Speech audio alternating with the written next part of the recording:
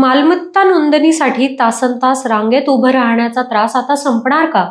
राज्य सरकारने मालमत्ता नोंदणी केंद्रांच्या आधुनिकीकरणाचा मोठा निर्णय घेतला असून पहिल्या टप्प्यात मुंबई आणि पुण्यात 60 नवीन केंद्र सुरू होणार आहेत.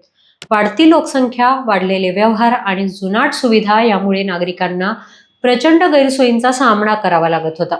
आता आधुनिक तंत्रज्ञान, सुधारित पायाभूत सुविधा आणि सुसज्ज कार्यालयांमुळे नोंदणी प्रक्रिया अधिक जलद, पारदर्शक आणि सोयीस्कर होणार आहे. या प्रकल्पांअंतर्गत कार्यालयांचे नूतनीकरण, फर्निचर, डिजिटल सुविधा आणि प्रशिस्त प्रतीक्षालयांची व्यवस्था केली जाणार आहे. महसूल विभागाने यासाठी मोठी गुंतवणूक केली असून महसूल वाढीचेही उद्दिष्ट ठेवले.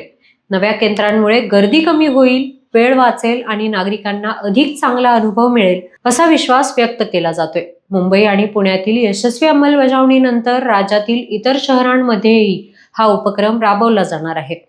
बदलत्या काळानुसार प्रशासन आधुनिक होत असतानाच नागरिकांच्या अपेक्षांनाही नवी दिशा मिळणार आहे.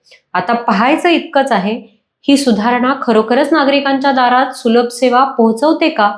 यावर तुम्हाला काय वाटतं कमेंट करून नक्कीच सांगा. तोपर्यंत पाहत रहा न्यूज डॉट्स.